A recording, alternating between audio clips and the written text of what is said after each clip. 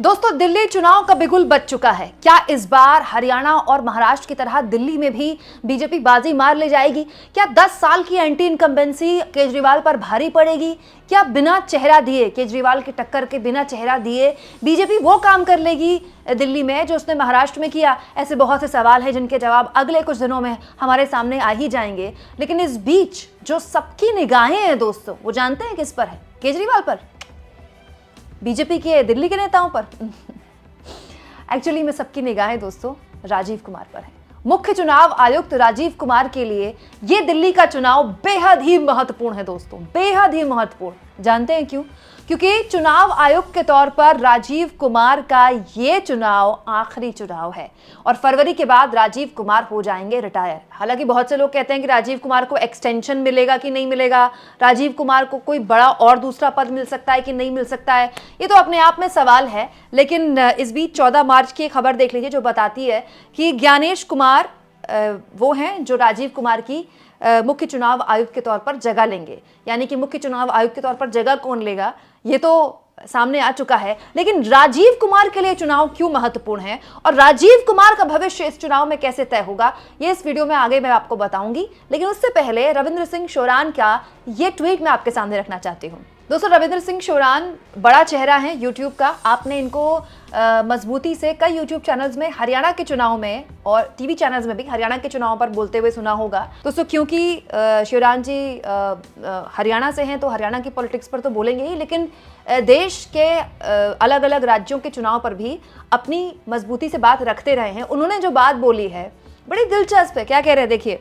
दिल्ली विधानसभा चुनाव में कांग्रेस, बीजेपी और आम आदमी पार्टी से कई गुना ज्यादा दबाव में तो मुख्य चुनाव आयुक्त राजीव कुमार हैं। आखिरी चुनाव है उनका, रिटायरमेंट का तोहफा देना चाहते हैं प्रधानमंत्री को। अब आप बताइए, एक पत्रकार कटाक्ष करे तो क्या गजब तरीके से कर सकता है। दरअसल वरिष्ठ पत्रकार रविंद्र सिंह शोरान कटाक्ष के तौर पर, मजाक के तौर पर कहना चाह रहे हैं कि रिटायरमेंट से पहले कोई तोहफा दे सकते हैं कि राजीव कुमार, वो तोहफा जो प्रधानमंत्री के लिए खास हो, बीजेपी के लिए खास हो। अब वो तोहफा किस तरह से देंगे तो खैर आप भी जानते हैं, मैं भी जानती हूँ, और समझदार को इशारा काफ़ी होता है। लेकिन ऐसा तो है नहीं कि तोहफे मोदी जी को मिले नहीं है राजीव कुमार जी की तरफ से। कुछ तो लोग कहेंगे, लोगों का काम है कहना। ऐसी शायरी करने वाले मुख्य चुनाव आयुक्त देश के इतिहास के उन चुनाव आयुक्तों में से हैं जिन पर आज तक के इतिहास में शायद सबसे ज्यादा उंगलियां उठी हैं। क्यों? इसकी वजह भी आप जानते हैं दोस्तों। हमारे देश में चुनाव आयुक्त आते हैं, जाते हैं, चुनाव होते हैं और निकल जाते हैं, लेकिन मुख्य चुनाव आयुक्त या चुनाव आयोग कभी इतनी खबरों में नहीं रहा, या तो सोशल मीडिया में, ना मेन स्ट्रीम मीडिया में, जितना अब रहा है। और इसकी शुरुआत लोकसभा चुनाव से हो गई थी। लोकसभा चुनाव में जिस तरह के भाषण प्रधानमंत्री मोदी ने दिए, उसको लेकर उन पर इतनी टिप्पणियां हुई, उन पर उतने सवाल उठे और दुनिया भर में उनके भाषणों की निंदा हुई। मतलब एक देश के प्रधानमंत्री रहते हुए अल्पसंख्यकों के लिए घुसपैठी जैसे शब्दों का इस्तेमाल करना, मछली, मटन, मुजरा, मंगलसूत्र जैसे शब्दों का इस्तेमाल करना, ये तक कह देना तुम्हारे भैंस ले जाएंगे। दोस्तों, राजीव कुमार को विपक्ष ने पीएम के भड़काऊ बयान, भड़काऊ भाषणों को लेकर कई बार लिखित शिकायत दी, लेकिन क्या हुआ? ढाक के तीन पात।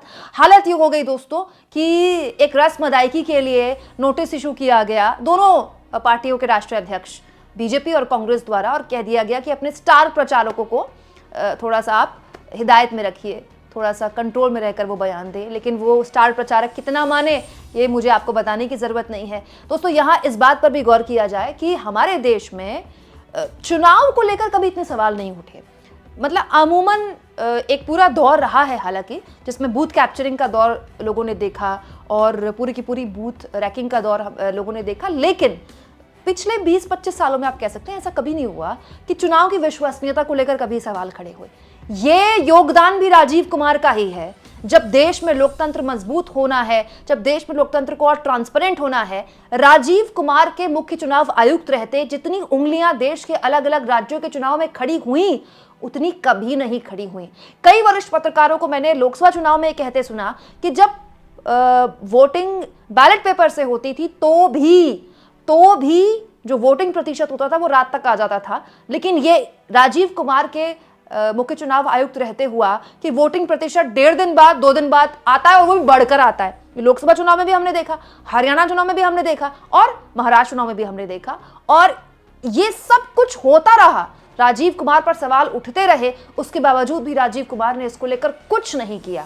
हालत ये हो गई दोस्तों कि आज अगर आप सड़क पर उतरे, चौराहे पर खड़े हो जाएं और देश के चुनाव को लेकर बात करें तो एक भ्रम, एक कंफ्यूजन और एक आशंका तो लोगों के मन में है कि चुनाव ठीक नहीं हो रहे हैं, जो हर लिहाज से मदर ऑफ डेमोक्रेसी और दुनिया के सबसे बड़े लोकतंत्र के लिए ठीक नहीं है। और तो और दोस्तों, मोदी जी का ड्रीम प्रोजेक्ट 1 नेशन 1 इलेक्शन, कब से मोदी जी की जुबान से हम ये बात सुन रहे हैं। लाल किले के प्राचीर से भी मोदी जी ने 1 नेशन 1 इलेक्शन की बात दोहराई थी, लेकिन लोगों को बड़ा हैरानी हुई, बुरा लगा कि राजीव कुमार जी मोदी जी के ड्रीम प्रोजेक्ट पर पलीता लगा रहे हैं। कहाँ मोदी जी पूरे देश में एक साथ चुनाव कराना चाहते हैं, राज्यों के चुनाव भी, लोकसभा के चुनाव भी, और कहाँ राजीव कुमार बस 4 राज्यों के चुनाव भी ठीक से नहीं करा पाए। महाराष्ट्र, झारखंड, हरियाणा और जम्मू कश्मीर, 204 राज्यों के विधानसभा चुनाव एक साथ होने थे, लेकिन राजीव कुमार ने कह दिया कि हमारे पास इतनी फोर्स नहीं है, हमारे पास इतने संसाधन नहीं है कि हम 4 चुनाव एक साथ करा पाए। तो राजीव कुमार हाल के सालों में बहुत से सुर्खियों में रहे हैं, बहुत से सवालों में रहे हैं, बहुत सी उम्मीदें उनसे थी, कई लोगों की उन्होंने उम्मीदें तोड़ी, कई लोगों की उम्मीदों पर वो खरे भी उतरे। जाहिर सी बात है, बहुत से लोग उनके काम से खुश भी होंगे, बहुत अच्छा काम भी किया उन्होंने, लेकिन क्या उनका अच्छा काम रिटायरमेंट के बाद उनको कोई ऐसा बड़ा पद दिलवा पाएगा जिसकी दरकार उनको होगी? राजीव कुमार ने अब तक बहुत से लोगों को निराश नहीं किया है, और जाहिर तौर पर जब आप रिटायरमेंट के करीब होते हैं तब तो और आप एक तरह से तलवार की धार पर चलते हैं, और आप चाहते हैं कि रिटायरमेंट होते होते आप कुछ ऐसा करें जिसके बाद आपका पूरी सर्विस उसी एक फैसले के लिए याद की जाए। तो क्या लगता है आपको, क्या रिटायरमेंट से पहले दिल्ली चुनाव में कुछ ऐसा बड़ा मुख्य चुनाव आयुक्त रहते हुए राजीव कुमार करेंगे? हालांकि मैं मानती हूं दोस्तों कि दिल्ली चुनाव में राजीव कुमार को एक और चुनौती का सामना करना पड़ा है, और लगातार वो कर रहे होंगे, वो है अरविंद केजरीवाल।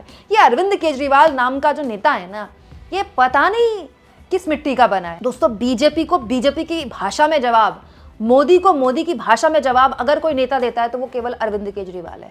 अरविंद केजरीवाल ने जिस तरह से पहले दिन से दिल्ली के चुनाव में चुनाव आयोग को, मुख्य चुनाव आयुक्त को जबरदस्त तरीके से टारगेट में लिया हुआ है, मुख्य चुनाव आयुक्त अब सवालों से बच नहीं पाएंगे। अरविंद केजरीवाल को ये श्रेय जाता है कि उन्होंने देश के आगे पहली बार ये सबूतों के जरिए रखा कि देखिए वोटर लिस्ट में कैसे गड़बड़ झाला किया जा सकता है, कैसे बड़े स्तर पर लोगों के वोट काटे जा सकते हैं, लोगों के नाम हटाए जा सकते हैं, उन लोगों के नाम जो लोग अभी भी उस इलाके में रह रहे हैं। ये अरविंद केजरीवाल की होशियारी है, जिन्होंने प्रेस कॉन्फ्रेंस में उन लोगों को बैठा दिया जो उस इलाके में रह रहे हैं लेकिन उनका वोट कटवाया गया।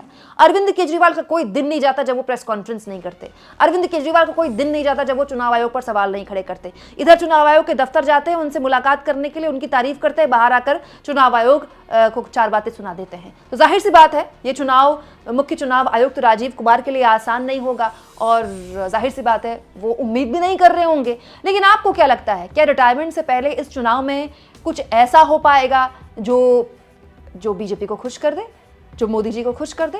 क्योंकि मोदी जी की टीस है दोस्तों। 2014 में जब पूरा देश मोदी जी को विष्णु का अवतार मान रहा था और मान रहा था ये एक नेता है जो देश को पलट कर रख देगा, बदल कर रख देगा, इसके पास देश की हर समस्या का समाधान है, उस मोदी लहर में सवार था जब देश, तब भी पहली हार जब मोदी जी को झेलनी पड़ी वो दिल्ली में थी। बहुत शर्मनाक हार मोदी जी को झेलनी पड़ी। हालांकि उस वक्त किरण बेदी को आगे किया गया था सीएम कैंडिडेट द्वारा। उसके बाद 2019 का चुनाव जब पूरे देश में सर्जिकल स्ट्राइक पर मोदी जी ने वोट मांगे, बीजेपी ने वोट मांगे, मिले भी, पूरे देश में नेशनल सिक्योरिटी का मुद्दा सबसे प्रबल था। उसके बाद भी जो पहला चुनाव हुआ तब भी बहुत ही शर्मनाक हार बीजेपी को झेलनी पड़ी, केवल 8 सीटों से संतोष करना पड़ा दिल्ली में। तो जाहिर सी बात है ये एक ऐसा राज्य है दिल्ली जो पूरा राज्य भी नहीं है लेकिन पूरी खुशी भी बीजेपी को नहीं दे पाता है। वोटिंग प्रतिशत भी दोनों में बहुत फर्क है, करीब 15% का वोटिंग प्रतिशत इज ह्यूज। पिछले विधानसभा चुनाव में आम आदमी पार्टी और बीजेपी के बीच में ऑलमोस्ट 15% का वोटिंग प्रतिशत का फर्क था, जो कि बहुत बड़ा है। हमारे देश में तो 1% से कम की वोटिंग प्रतिशत में सरकारें बदल जाती हैं। तो जाहिर सी बात है दोस्तों, चुनौतियां सबके सामने बहुत बड़ी हैं। कांग्रेस के पास है कि क्या वो अपना कुछ रहा सहा बचा सकती है, बीजेपी के पास है कि वो हरियाणा और महाराष्ट्र दिल्ली में दोहरा सकती है, केजरीवाल के पास है कि वो 10 साल की एंटी इनकम्बेंसी के बाद भी क्या मुख्यमंत्री बन सकते हैं, और मुख्य चुनाव आयुक्त के सामने भी चैलेंज तो बहुत बड़ा है। आपको क्या लगता है दोस्तों, मुख्य चुनाव आयोग के लिए ये चुनाव कितना महत्वपूर्ण रहने वाला है और ये चुनाव कितना खास वो मोदी जी के लिए बना सकते हैं? कमेंट बॉक्स में जरूर लिखें और जितना हो सके चैनल को शेयर करें, सब्सक्राइब करें और थैंक्स फॉर ज्वाइन के ऑप्शन से अगर आप चाहें तो कुछ आर्थिक मदद भी चैनल की जरूर करें।